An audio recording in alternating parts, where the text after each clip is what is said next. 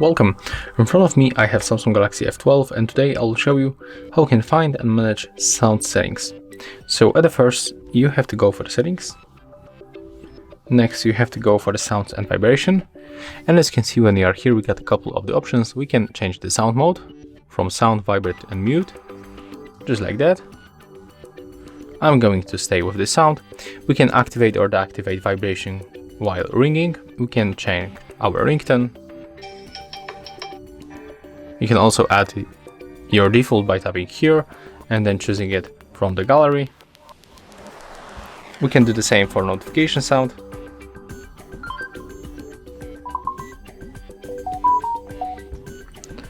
We can adjust volumes from ringtone, media, notifications, system, and also we can change the volume keys function so we can control media or ringtone volume.